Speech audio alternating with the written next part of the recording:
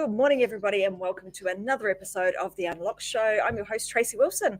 My pleasure to be here with you guys today. I think you are in for an absolute treat because if you've been wondering how to outsmart your competition, not just how to outsmart them, but how to outsmart them, then outsell them and outgrow them, then today's episode is exactly what you're going to be looking for, because I've got somebody pretty cool that's going to be joining me on the show, or who has joined me on the show today, with a name like Stormie Andrews, with a name like Stormie, so hip. I have nothing but to expect something amazing from Stormie, which I know we're going to get. He's the founder of Yokel Local, and that's a bit of a mouthful, I have to say. I've said it a couple of times just to get it right, so I'm not kind of yodeling as I go. He's also an award-winning author. He's been authored books such as The Power of the Platform, Speakers on Success, and he's actually written that alongside the amazing Jack Canfield, Brian Tracy, and Les Brown. And in July 2020, he actually released the world's best buyer's persona system, which we're going to be talking a little bit about. And he's actually got something pretty cool to give to you guys, which is going to help you understand this more and actually understand what your buyer persona is. So hang around, because you'll be getting your hands on that later, a little bit later on in the episode. That is actually a foundational step in being able to outsmart your competition. So once you understand that, you're going to be able to go away and outsmart your competition. And as you know, with every episode of the Unlock Show, we like to make sure that we give you actionable, practical steps, practical things that you could actually go away and implement straight away. He's also a licensed practitioner of NLP, love NLP. He's a top 50 Tech Visionaries. He was actually awarded this and a Forbes contributor, a HubSpot, I should say, contributor, and he is a trainer and master graduate of Rapport Leadership International.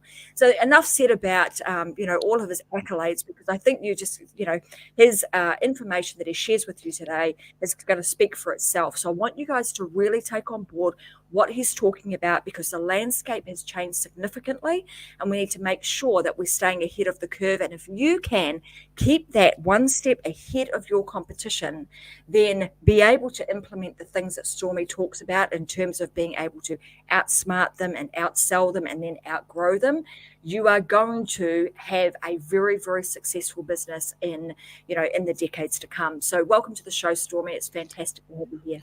Thanks, Tracy. I am so excited to be here with you today. I'm excited to have you. So, hey, look, tell me, I was having a bit of a chat with Stormie too before the show, and his bio said he's from Nevada. So he said, yeah, I'm in Las Vegas. And I was saying, I absolutely love Las Vegas, whole lot of fun, when you go there. But, Las Vegas is really renowned for, I suppose, the casinos, and you go there for a lot of fun, and it's high energy kind of a place. You've been there for quite some time. And how did you come to be doing what you're doing now when, you're actually in a place that's full of a lot of noise, and I'm going to say even distraction? Absolutely. Tons of distractions here in Las Vegas. And distractions are just like anything else. If you are not focused or driven or keeping your eye on the ball, those distractions, I like to call them squirrels. And, all too often when people, especially in business, when they don't have plans or systems or processes in place, these squirrels or these shiny objects tend to become the distractions. And in Vegas, you're absolutely correct, Tracy. There are tons of them. And it's interesting because these squirrels, when I'm speaking to businesses, I like to identify the squirrels that are in place. And one thing about these squirrels or the distractions is once you let them into your life, or these squirrels, once you let them into your life and become a distraction, and you're chasing them around, they bring their friends to the party, which brings more distractions. And that's not a good place to be. Absolutely. Well, I just thought it was pertinent to kind of mention that, because in business, we can be faced with a lot of distractions. And like you say, if you allow them in, they tend to bring a load of friends to the party, and then you end up with, a big mess or a problem that you have to sort out. Let's talk a little bit about, I suppose, the landscape of business right now, and why it's so important to sort of understand who your competition is, and why it's important to figure out how to outsmart them. Like what's Absolutely. changed, and why is this so important in this day and age? Well, one of the reasons it's important is because the sheer amount of noise that's out there. We're bombarded with marketing messaging, Mm, advertising messaging. We're just bombarded with information. And, normally what happens is when organizations approach me, they'll start the conversation something to the tune of wanting to outgrow and outsell their competitors. That's mm, usually where it goes. And it's one route an organization can take if they want to outsell and outgrow their competitors is to outspend them. You can spend a lot of money, put a lot of time, energy, and effort into the, that particular goal, and you may or may not get there. But that's why the Outsmart methodology is so awesome, and it's how can we outsmart the competitors? Because if we're thinking about outsmarting the competitors, putting our best foot forward and willing to do what they're not willing to do in regards to understanding your customer, understanding the customers in your marketplace to a level that they've never even dreamed of. And when you're able to do that as a business or as an organization, it allows you to uh, have this intimacy with your customers and strangers because you have an empathetic message that tends to resonate and it tends to connect because your messaging, your deliverables, your customer service, everything you do is customer centric and it's focused on their pain mhm. points, their issues, and their struggles. And how are you going to do that if you haven't spent the time, energy, and effort involved identifying their pain points, their struggles, their issues? It's not about you. It's not about your business. It's about your customers. And if you can improve their experience based on the knowledge that you gain as it pertains to your ideal prospects, you're going to outsmart the competitors and more people are going to become endeared to you and your brand. You'll end up with more referrals, happier customers, more testimonials, greater awareness in the marketplace, and you will win. It reminds me of that old saying, it's not what you know, but it's who you know.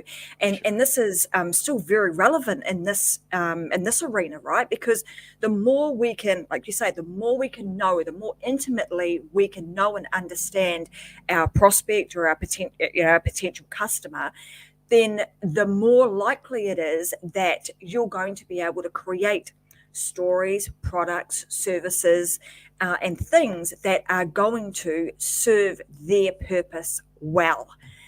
So I just remember, remember that from way back.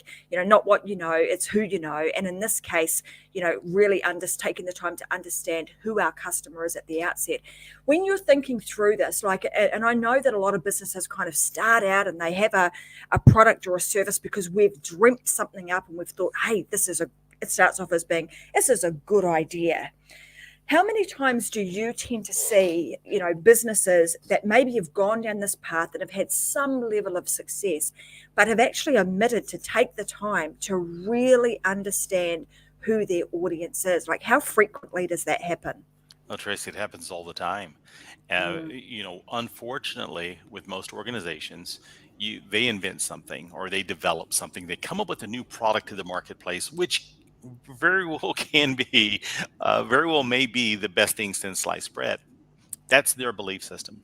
And because their belief system is so strong as it pertains to the goods, the services, the products they're bringing to the market, they have this misguided belief system. And it's a belief system that everyone else has the exact same feelings and emotions towards and understanding mm, towards the goods and services that they bring to the marketplace. So they tend to want to skip this very, very important step.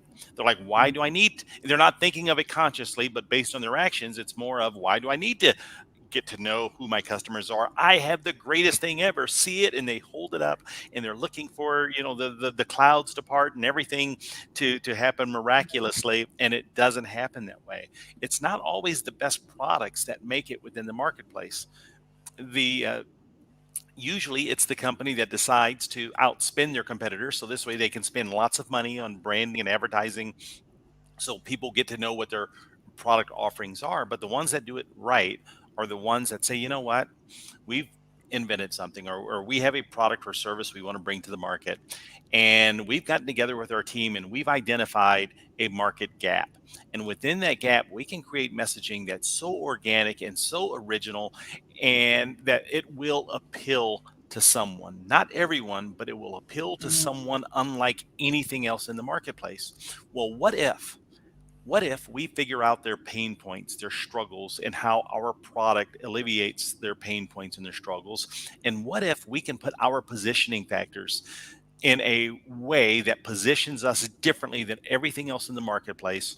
And what if we can create messaging that's designed to create more trust and gives us more authority? And uh, uh, it it's those organizations that have the opportunity of doing it right, because they just spent the time and they realize that they may have a great product, but they truly understand that everyone else may not have the same feeling and emotion. So understanding that that needs to be built and developed. It sounds simple enough, but very few times do organizations take the time, energy, and effort required to do it. Well, that's part of, I suppose, the next question that I have is when you're doing this, because, like you say, it sounds simple enough. It sounds like you could just sit down and do this. Yet many businesses don't, and often it ends up in the too hard basket because I'm just not sure how to go about doing that. What are some simple things that, or maybe questions that people could be asking themselves to really start to dig deep on understanding who their potential customer is and how they can service them to the highest level?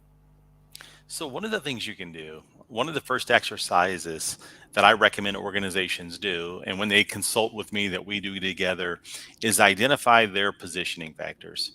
What Mm-hmm. makes them different than the other players in the marketplace? Are their deliverables, or is it what they're bringing to the market? Is it more of a so what, me too? Are they bringing nothing uh, different than the competitors? Or is there something within the positioning factors that really allows the organization to find a market gap and deliver a message that's unlike anyone else? So that's one of the first exercises. Let's figure out what sets you apart from your competitors. Very important. And when I go through that exercise with organizations and we sit in a conference room together and I will ask that question, what makes you different? What sets you apart? I tend to get answers like, well, you know what? We have great customer service, better than anyone else on the planet. And my question would be, well, do your competitors advertise and promote the fact that they have very poor customer service? No, they're going to say the exact same thing. It's a so what, Mm-hmm. me too statement. You're in business. You're supposed to have great customer service. So let's eliminate the generic statements that anyone and everyone else can say in the marketplace. So with that information of having your positioning factors, it allows us to look in the market to see if we can use those positioning factors that you and your team have come up with and find if there is a market gap. Do one of your positioning factors position you in a way that not one of your other competitors are positioning themselves? And usually that can happen if you spend the time with the exercise. But then Mm-hmm. from there, that's really what led into the book, The World's Best Buyer Persona System, where I've come up with a series of questions that you would ask to identify. The first step is, let's identify who your ideal customer is, not just the demographics, because demographics don't make decisions, people do. And Mm-hmm. once we identify who those people are, well, let's start to identify their triggering events. Why would they be in the market for your goods and services now? What would have had to have happened within their life, whether it's in the B2C space or the B2B space? What would have had to have happened in order for them to be in the market for your goods and services now? Once we have that answer, what has happened before then when they became aware, or when they were considering options or solutions for the pain point? What happened then? And when they became aware of their issue, what happened then? So we want to work our way backwards from the time they make a decision or when they're at the decision stage. What if you can start identifying what is going through their mind when they're considering various alternatives and solutions? What if you can figure out the questions that they're asking when they're in the awareness stage? Those are very powerful questions. And if you understand those questions, it allows you to create content that is in alignment with the journey that your ideal customers are on. And it doesn't stop there with triggering events. We, if Abraham Maslow's hierarchy of needs is a tool Hmm. that we use within the book, where we can look at the need that needs to be met as it pertains to your ideal prospect. And if you realize your prospect has a need that relates to safety, well, then we should have messaging that's in alignment to safety versus love and belonging or physiological. And if you're not familiar with Maslow's hierarchy of needs, you can look it up on the internet. I go over it in the book, but it's a very, very powerful tool that helps you understand how people are motivated.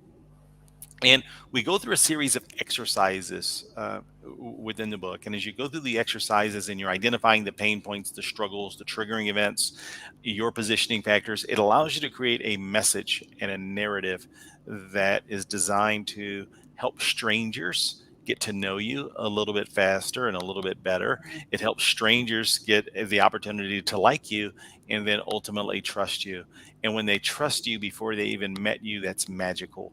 You end up in a scenario where you're creating customers from scratch before your competitors even know that they exist, because they've created a relationship with you because you've been a great steward helping them through their journey, not even knowing it, strict only because you've done a little extra work that your competitors weren't willing to do.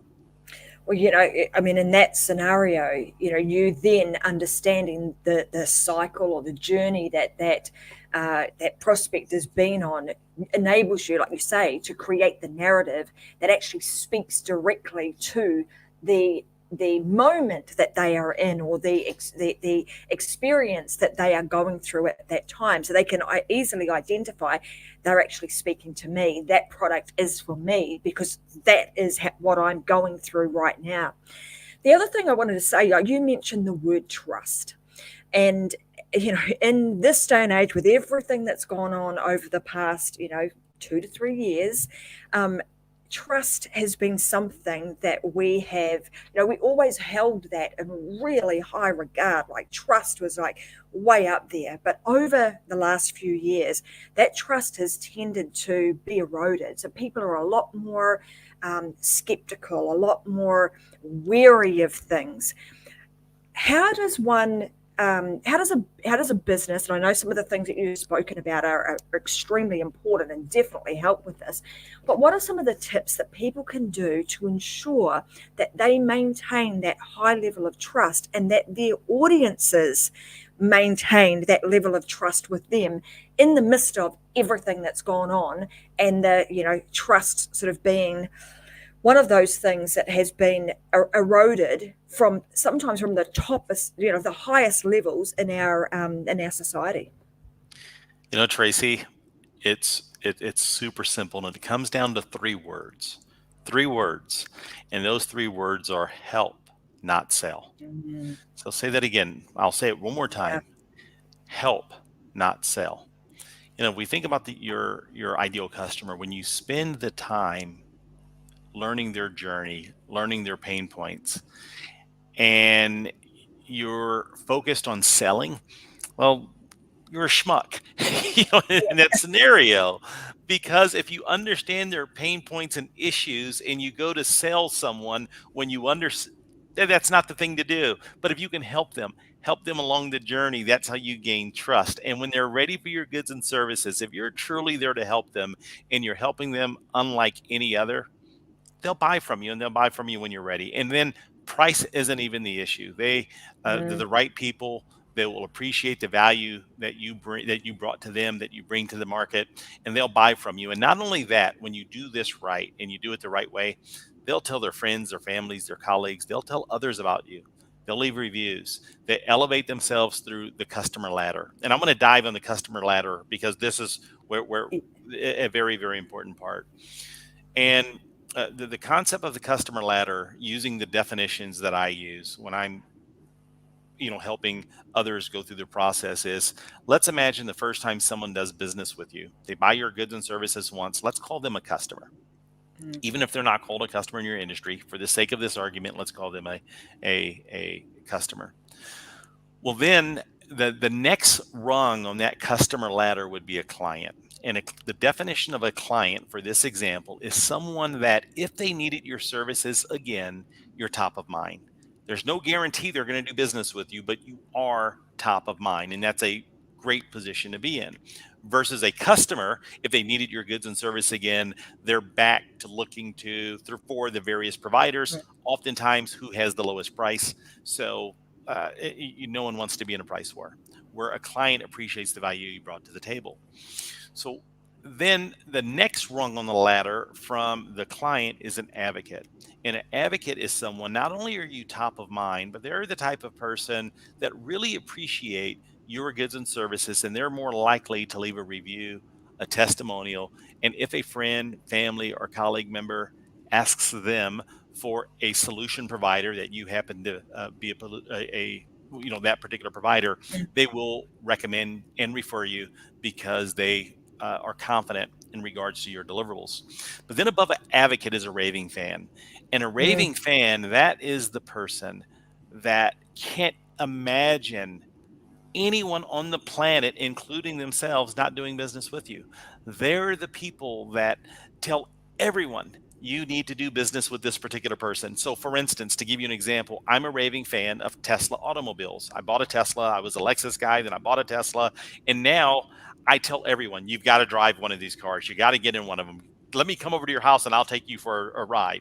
I'm a raving fan. I don't know how many cars I'm responsible for selling, but I can absolutely say with certainty, I'm personally responsible for over a dozen cars being sold, strictly from taking friends and family to a test ride. And I'm not even on the payroll, right? How cool would it be if you had an army of people that are raving fans? And it's a simple process. Let's think about, if you were to think about everyone in your database, all of your customers, and you start thinking of who are your customers, your clients, your advocates, and your raving fans, and then ask yourself, what systems and processes and added value can you bring to the market to elevate more of your customers to becoming clients, more clients to becoming advocates, more advocates to becoming raving fans? If you can just increase your number of advocates and raving fans, your business will grow. I've had businesses that have seen 200, 300, 400% growth within their business strictly by putting a system and a process in place strategically designed to improve the ratio of customers moving up the ladder, and just putting a system and process in place. That makes a lot of sense, and hence the reason that I think when I was reading some detail about your book, and you talk about that we need to be looking at every customer as being like a digital asset, so to speak, in terms of everyone, if you can ascend them up that ladder and you can get them to the point like you are with Tesla as a raving fan, then all of a sudden you have just multiplied your sales force without having to spend a dime or do anything extra, simply by leading with helping, not selling, and creating the sorts of products and services that really do stand you apart from your competition and serve the audience that you're trying to serve at the highest possible level. So absolutely, I love that. I love that philosophy, that help, not sell. I think that's really, a really great philosophy and way to look at things. And if we can continue to do that, lead with value, helping people, what a better world this place would be, right? Absolutely. So what are some of the in terms of, there's a lot of marketing, right? There's a lot of marketing information out there. What do you see some of the some businesses, like the biggest challenges or things that mistakes that most businesses make when it comes to marketing? I'm going to break it into 3 parts when it comes to marketing. And I want you to think of these 3 parts are 3 pieces to a puzzle. And when you think of these 3 pieces, if you want your marketing to be successful, you have to have all 3 pieces to the puzzle. If you're missing one, and I can tell you, Tracy, that most businesses are missing one of these, and it's just one puzzle piece, that it's preventing them from having the success that they should have. So let's talk about the 3 puzzle pieces, and then let me identify what a business looks like when it's missing any one of the 3. Fair enough? Is that okay? Then that's what we'll do. So the 3 puzzle pieces, and if you're listening to this, write these down. The first puzzle piece is a documented journey. you have to have a documented journey. So what's a documented journey? Just think of it as your marketing strategy. What are you going to do? How are you going to do it? And you need to document it on a sheet of paper. That's really, really important. This way you can share that documented journey with others, and it acts as your roadmap. So you have to have a documented journey, first piece of the puzzle. And the second piece of the puzzle is you have to identify what success looks like. You have to identify your KPIs. What does a win look like? What does a loss look like? Oftentimes I see businesses, they may have a documented journey, but they haven't identified what wins and losses look like. So they're staying busy. They don't know if they're winning and losing. So you have to identify what your KPIs are, what your success looks like. That's the second piece of the puzzle. So what do we have so far? Documented journey, and then we have your KPIs. The third piece that you need to have are your tools and tactics. What tools and tactics do you need to execute the documented journey and to achieve your KPIs? So those are the three pieces of the puzzle. Now, Tracy, let's in the audience, what happens if you're missing one of the three? And let's see if you can identify if your business falls into one of the three. Let's say if your business has a documented journey, and you have let me just think. Let's say if you have you have your documented journey, and then you have your tools, and you have your tools and tactics, but you don't have your you don't have a definition of, you don't have your KPIs.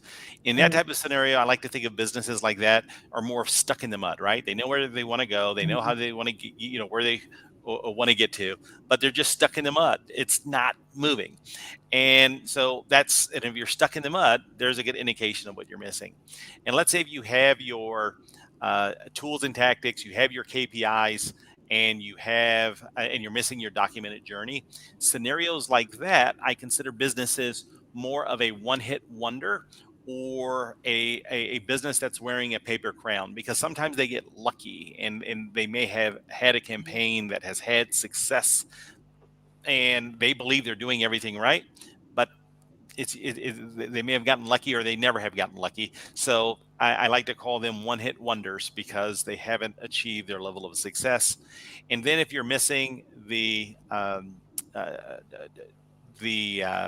you know what, I think I got so excited when I was talking about these, I mixed them up a little bit, because if you're missing the documented journey, what happens there is that's when you introduce the squirrels into the equation. Yeah. So when you don't have the documented journey, what happens is you're like, ooh, there's another distraction. There's another distraction. There's another distraction. So you have to have all three of those. And if you're missing any one of the three, it inhibits your ability of having success. And I believe that's one of the biggest problems with most businesses. So now what happens is, let's say if you have all three, what do you do next? Well, then, in order to have an effective documented strategy, in order to know what tools and tactics you should be using, and in order to have proper KPIs, I think it's important to understand more about your customer. That's where the world's best buyer persona comes in.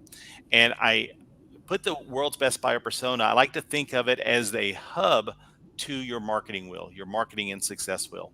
And that's another concept, if you're okay with it, I'd like to introduce. Please do.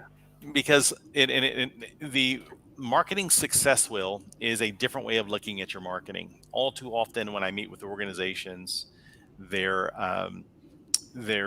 feel that that marketing and advertising is this 800-pound gorilla, because they're looking at it in its entirety. And if you look at it in its entirety, it can be very, very intimidating, even for the most seasoned marketers, not knowing what to do next, what shouldn't I do, instead of just throwing money at everything. So if you have your pen and paper ready, you write these items down. And the first thing I'd have you do is, on a piece of paper, draw a circle. And when you draw a circle, then you want to draw a line in the middle of the circle. Let's cut it in half. And then once you draw the vertical line, draw a horizontal line. Now you've cut the wheel in fourths. And then you're going to put two more diagonal lines. And now you have the wheel broken into 8 pieces. And by the way, I'm going to give you free access to the marketing wheel. So if you didn't write it down, no worries. I'm going to give you a link where you can download the marketing wheel and do this exercise. Mm-hmm. Should look And a little like that, people. it should look, it looks absolutely, that's perfect. So my instructions worked. And if we think about the marketing wheel, it's a great tool to help you identify the areas of strengths, the areas of weakness, what you should be focused on and shouldn't be focused on. So in the first area of the marketing wheel, that would be in the area of roughly the 10 to 11 o'clock position.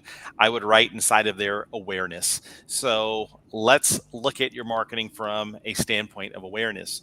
And then from the center of the wheel to the outside, I would have you write letters. At the very top of the marketing wheel where your tire would be, you'd put an A there. And and down towards the center, you'd put an F. And then you would, between that A and F, you would put your D, C, and B. You're going to have the ability of grading yourself. So if we were to think about your business in terms of awareness, and if you were to grade yourself on a scale of A, B, C, D, or F, another way to think about it is a scale of 1 to 5. If I was a stranger looking for your brand, your goods and services, how aware would a stranger be of your brand once they're in the market for your goods and services? How would you rate yourself? If you said, you know what, our SEO's great, or we have lots of TV commercials, or we're doing a great job with billboards, or whatever your strategy happens to be, or just everyone in the market knows who we are, we're definitely an A. And if you say, you know what, I don't think a stranger has ever found us. All of our business comes from the people who, referrals. We're horrible in awareness. In that case, you'd give yourself an F, and then anything in between. And when I give you access to the exercise, I will walk you through it. By the way, there are videos associated with the free exercise. So that was just an example of looking at one of the 8 areas that you would grade yourself in. But then the next area is engagement. What are you doing to get people to engage with your brand? Is it working or not? And then from engagement, the next area in the marketing world would be lead generation. You'd rate yourself there on a from an A to an F scale. And then from lead generation, then there's the next portion of the marketing wheel would be conversion optimization. Of the leads you're getting, are they converting into customers? How's that working out for you? And then there's an element which is called wow. I will spend a second on wow because this is a tremendous opportunity. What processes and systems do you have in place that are designed to wow your customers immediately after they come on board to do business with you? You see, all too often, businesses think that a win is getting a new customer. Well, what if you were to think a win is not just getting a new customer, but wowing them, reducing the tension, the fear, the stress of them choosing a new vendor? And how can you wow them at the time of purchase and just do little extras that no one else in your industry is doing? It's going through an exercise of being able to wow your customers is very, very powerful and impactful. And then from the wow, it goes to the customer ladder. What's your process of taking customers to clients, clients to advocates, advocates to raving fans? The next area of the marketing wheel would be reviews and testimonials. And then the final section of the marketing wheel would be referrals. What's happening there? Are you getting them or not? So now, if we were to think of that wheel, the center of that wheel is your hub, and the hub is the world's best buyer persona system. You see, the more intimate knowledge you have with your customers, the greater you can impact any of those 8 areas. And now what it comes down to, what's your documented journey for any of the 8 areas? What tools and tactics are you going to put in place for any of the 8 areas of the marketing wheel? And then what does a win look like? What is your definition of success? What's a KPI? If you've given yourself a grade of a C, all you need to do is figure out a documented journey of what your strategy would be to get to a B. And then what tools and tactics would you use to get to a B? And then what does a B look like? You have to identify it. You do that across each of the 8 areas. You focus on one at a time, and you will win at this thing called marketing. Did that make sense, or did I just go on a tangent, Tracy? Please No, tell absolutely. It made sense. And I think one of the things that we'll make sure we do actually right now is because, as I'm sure everybody's written that down and they got their little, got their pen and paper out and drew the circle, but you're probably, thinking, oh, how do I put all of my stuff onto this wheel? So let's make this easy for you. The place that you need to go so that you get instant access to the marketing wheel that Stormie is providing is heading on over to, let me Uh, just read this, offers. Is that oh correct? no, I But, made it easier. You can go to oh, Outsmart easier. All Tools, right. outsmarttools.com, Rightio, here we go. So let me just put this on here, outsmarttools.com. tools.com. I made it There super you go, easy. guys. Awesome. Well, let me just pop that on the bottom of the screen so that if I got that correct, outsmarttools.com. Anything we talk about today, whether it's a link to buy the book, free worksheets, workbooks, they're all there on outsmarttools.com. It's just a simple page with various links to take you wherever you want to go. Beautiful. Well, there you go, guys. So to get instant access to the book and well, to be able to purchase the book, of course, but also instant access to the marketing wheel, head on over to outsmarttools.com. Do this process. And what I would recommend you do, if you want to continue this conversation with Stormie, also go to Success Secrets for Business, Family, and Life on Facebook. You'll find this recording will be inside of there, and you'll be able to comment underneath the recording and ask any questions about that. And of course, you'll also be able to connect with him through Outsmart Tools, I'm sure. So make a point of reaching out to Stormie and asking more questions about how this can apply to your business. But I think I've actually gone and I've had a look at it. There's very simple videos that Stormie has recorded, so you can follow along with his instructions. And by the time you've finished, you get a couple of reports. One that he's going to send you, and then another one that you'll get from the world's best buyer persona. If I got that right, so you're going to get Right, that absolutely. couple of different emails, right? So they are in depth, and I would recommend that you do them. Why, when we're thinking about this, Stormie, like when you put all of this together, and people are going through it, how do they determine which area they should be working on first? Does it matter? Do they just pick one, or is there actually a methodology in understanding which area they should focus on first to give them the biggest bang for their buck? Normally, what I recommend is there's usually an area that your business has already started. As a matter of fact, usually there's an area that you've already completed 80% of what needed to be done, but then the squirrels came along and distracted you. And I'm a Mm. huge believer in getting the quick and easy wins out of the way first. So when you look at your marketing wheel, you may, and what I can tell you, I can almost guarantee it because it happens every time. Someone builds their marketing wheel and they're like, oh my gosh, you know what? I started down that path. I didn't complete it. It will not take much energy, effort, and resources for me to take our C to a B or to take it to the next level because I've already started the process. So what I recommend once you complete your marketing wheel, preferably you've also completed your world's best buyer persona. You'll make better decisions by completing the world's best buyer persona complement with your marketing wheel. And I recommend looking at your marketing wheel, taking action on whatever item there is that you can get the quickest win. And it's usually something that you've already started in-house, and go for it. Knock it out, win. It feels good when you get the win. It becomes a psychological win for you, and it makes it that much easier for the next. That's what I recommend. Beautiful. So tell us more about, some of the philosophies that are inside of the book. So we've talked about, really understanding our customer, and we've talked about the marketing system. What other pertinent things that are inside of the book that you think are really important for people to know and understand, so that they are able to make some really good decisions about, where to spend their marketing dollars, where to not just spend their money, but where to spend their time and effort? Absolutely.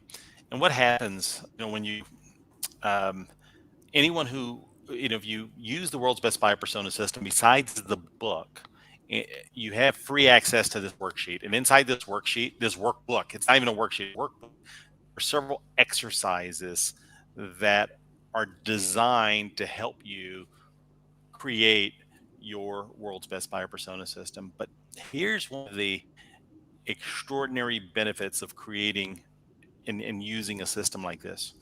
It's a phenomenal tool for transference of knowledge. Imagine this for just a second. You are the person that if you're the CEO or the creator of a business or an entrepreneur, you're the person that created your business. You know more about your business than anyone else, or more about your industry. You're the expert. And a big mistake that happens is, as the expert, you hire someone to do your social media or to do your website or to do your, your sales and marketing, and the expectation is that they know as much as you do, uh, based on your actions. You hire them with Mm, the understanding they don't know as much as you do, but based on your actions, because you're busy, the expectation is they're going to be successful at their job because that's what they're supposed to do. They are an expert. Unfortunately, there hasn't been an adequate transference of knowledge. So, what the world's best buyer persona system does is, you, as the business owner or the business leader, going through the exercise, you get to document lots of your knowledge as it pertains to your ideal customer. And then what happens is the worksheet gives you the ability. It has an ad libs component to help you create a narrative and a story. You see, as humans, we learn by storytelling. That's the way it's been mm, since the days of cavemen, right? They started telling mhm, stories, and that's how we learn and comprehend. So imagine this for just a moment within your organization. Let's say if you were to spend a little bit of time creating ideal personas, identifying who your ideal customers and prospects are, and now you're able to create these incredible stories that shares their journey, their pain points, their struggles, their desires, and you're able to use those documents, and you share the documents with your customer service team. Do you think they're going to have more empathy as it pertains to your customers? Absolutely. And if they have more empathy, do you think you'll have better customer service and satisfaction? Absolutely. And if you were to share the document with your sales team, do you think they're going to have a better understanding of your customers and their pain points and be more effective at their sales process? Absolutely. Now, let's say if you have a marketing team, whether it's in-house or you're using an agency, and maybe you're running TV commercials or radio commercials, you're able to share this document with anyone and everyone associated with your organization that's customer facing, and you're giving them the transference of knowledge so they can understand your customers as well as you do, and have far superior deliverables, and everyone's working synergistically without you having to have a mm. million meetings, because everyone's working off the same playbook. They're working off the same game plan. Imagine this for just a moment. Any professional organization, if we were to use a football, American football or soccer, uh, uh, and imagine if everyone on the team, you had a different playbook and a different, and they're expecting to work together. It doesn't work that way. Being able to share that playbook and that understanding and the synergy that comes from that with your team is incredible. And it's just an invaluable tool that you can implement. Just that synergistic component could take your business to new heights. Even if your world's best buyer persona was marginal, at least you were able to give a transference of knowledge and gain some synergy from it. Did I answer the question, Tracy, with Absolutely. that And I think long-winded that answer? is No, that's really important, because I think the benefit of, taking the time to do this, like you say, as the business owner, we get all excited, we're enthusiastic about what it is that we've created, but not taking the time to transfer that. The person that's coming in, they're enthusiastic about what they know and what they do. And somehow you've got to be able to come together synergistically, transfer that knowledge so that you are all on the same page, playing from the same playbook, and that then enables you to make any move you want, whether it's, hey, I'm actually going to employ somebody, or this time around, I'm going to use an agency. I mean, I know, because I've run an agency for many years. So to have a client show up with that kind of, or that level of detail and understanding of their client, their customer journey, how they differentiate themselves in the market. I mean, just it would be phenomenal to have somebody be able to show up with that, because as an agency owner, you're then able to make much more informed decisions about, and provide advice to that customer from a level and a point of view of knowing, not just kind of guessing and trying to understand, and hoping that that today they transfer the knowledge in the same way that they had 3 or 4 years ago, when they were enthusiastic about their business. Because emotions tend to it's one of those squirrels, right? They tend to step in, things happen in the day, and all of a sudden, the way you felt about your business 3 years ago when you started out you feel a lot different about it today. So I think the sooner you can sit down and take the time to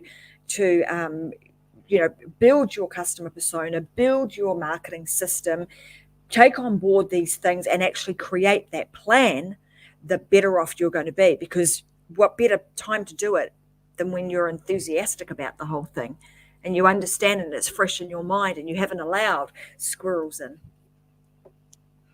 Absolutely. You nailed it. Mm, And that was the reason for this. Being an agency owner myself, Tracy, I have so much empathy for you because we were dealing with the same thing. When clients mm, approached us, regardless of their industry, their expectation was, you're the expert, you should be able to do this. And we made the mistake of charging ahead with a lot of busy work, of just doing the best that we could do. And as I started building the world's best buyer persona system and we started to implement it and we were able to get that transference of knowledge, our deliverables were far superior. And, mm, and that's why I created the system. So this way, other agencies and other marketers, whether you're an agency using this system to grab the information from your prospective clients, or you're the marketer within an organization, being able to sit with the owner of the company or executives and take them through a process in regards to transference of knowledge. What it does is, from the executive or the business owner standpoint, it lets them know that they have the right person. So now in May's Laws of mm, Hiring Good Needs, we've met safety, because when they hired you, they mm, wanted a safe decision, like this person's safe because no one's taken me through this. It also lets mm. them know if they've done this marketing stuff before, maybe this is the reason why it didn't work. And it wasn't necessarily that the other person was bad. It was just that uh, there was no transference of knowledge. Now we have a process of doing that. Now we're able to put systems and processes and KPIs. We're able to get everyone on the same page, and it makes for far more efficiency. Yeah, I mean, you're going to get a much better result all around. And then when you overlay like that, the documented journey, the KPIs, and then utilizing those tools and tactics. And if you are using an agency, well, it makes it a lot easier for them to be able to deploy the right tools and tactics because they have the other information at their fingertips. So I think that's extremely important. Just before we do wrap up today, I know there's been some significant change over the last couple of years with COVID and what have you, and the way that businesses are shifting and pivoting and trying to find new ways of being able to market themselves. Why is it so important now? I'm going to say kind of post COVID, that we actually start to modify our marketing message. Like, what's actually taken place that you've seen that requires a modification of messaging? The world has changed, and Mm, the world is comprised of people. The people have changed, their motivations, their their belief systems, their action beliefs, their inaction beliefs. What, prior to COVID, what motivated your customer to take action, there's a strong possibility that their motivations have entirely, have shifted. It's changed. mm, And if you have the same old messaging geared towards the person from 2019, even if it was a very, very small shift, not understanding that shift over a period of time, if I were to shoot an arrow at a tree and I am able to get a bullseye, and if I'm able to move the arrow just over 2 or 3 degrees, the further the tree is away from me, the further the arrow misses the mark. So let's say if you may be saying to yourself, you know what, Stormy, my customers haven't shifted or they haven't changed much. Okay. Well, because you threw the word much in mm, there, maybe they've only shifted 1 to 2 degrees. Use a tool like this to find out where that shift has taken place in regards to the 1 to 2 degrees. So this way you're realigning your message to where they're at. Having the expectation that they realign themselves to where you're at is a huge mistake. So you use a tool like this to realign because the world has changed, the world has shifted, and it would be irresponsible of you not to even consider that and look at how you can change your deliverables, your messaging based on the realities of the world today. mm. Absolutely. Which then brings me to the next thing, which is, this is an ongoing process, right? It's not a It is. do it once, set it and forget it, because the one thing that we know for sure is that there is constant change, and and so understanding, are there external influences that have actually changed your buyers' behaviors, their thought patterns, their beliefs, their all of these things? Are there external things that are actually you know causing change there? So just doing this on, and I would say, I mean, I don't know if you've got a specific time frame that you would recommend people just go back and readdress, and even just adjust or review their plans. On how frequently do you require them to, or recommend that they do that? Well, there's no requirement, but there are recommendations. And remember, when you complete the world's best buyer persona, the cool thing is you're putting it in a story format. You usually end up with a Mm. Google document that's anywhere from 4 to 6, 3 to 6 pages. And what if once a quarter you pull that document out on your various personas and you read it, and then you ask yourself, is this still in alignment with their ideal clients? And, a quarter will come around where you will want to change the buyer persona based on new information that you have. It always happens. When I dive in and read the buyer personas, I'm like, you know what? There has been the story has changed.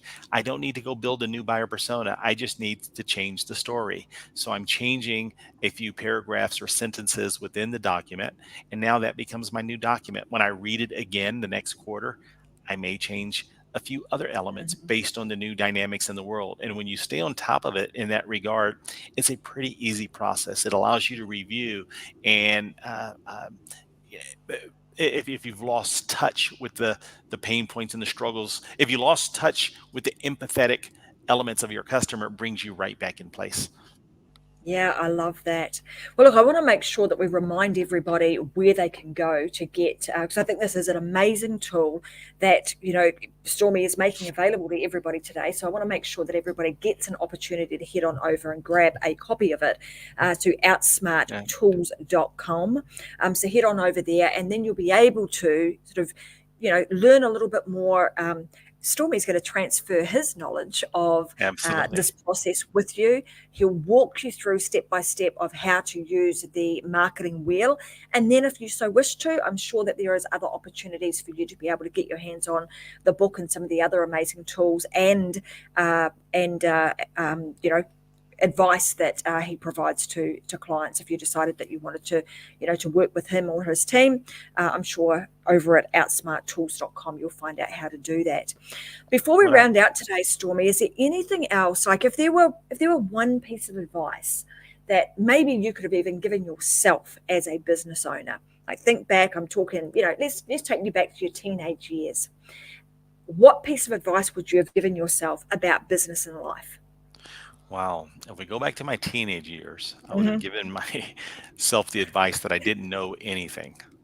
You see, as a teenager and as a youngster, probably until my 30s or maybe mid to late 20s, I thought I knew everything. And the problem with that was I had a low teachability index. Because I knew everything, there was nothing for me to learn. So once I realized that I knew nothing, it was very, very eye opening because the more books I read, the more time I spend learning, the more I realize I know nothing, and I Yeah. enjoy it because the less that I know, the greater the thirst is for that knowledge, and I enjoy it. So, except that you know nothing, this you can go out and grab it, and whether it's the world's best buyer persona system or anything else, become a consummate reader or listen to books on Audible, but just grab information. There's an incredible amount of knowledge of the people that have walked this planet before us that have we're so fortunate that some of them have taken their knowledge and they put that knowledge to pen and paper so it's there for you. And you don't need to invent and reinvent the wheel. Someone's probably put it on a pen and paper, and I would seek out that knowledge and apply it. I love that. And you're right, having that thirst for knowledge is super important. And like the older we get, the more you realize you don't know, you think you thought you knew a lot until you realize you don't know much at all. And then, then that thirst for information, knowledge, but not just that, then being able to actually take that knowledge and implement it in some way, shape or form. And that's what the Unlock show's about, guys. So today we've gone through some amazing stuff. Stormie has really brought, to the table some opportunities for you to take control of your business and be able to outsmart and outplay your competitors. And I want you to make sure that you take those on board and you actually do something with it by heading over to outsmarttools.com. I'm going to see you guys again. As you know, we have the Unlock show twice a week. So Wednesdays and Fridays, 10 a.m. Brisbane time. I'm going to be back with some more actionable information for you guys on Friday with another episode of the Unlock show. But I want to say thank you so much for Stormie for being a fantastic guest. I'm looking forward to reading the book and going through the entire process.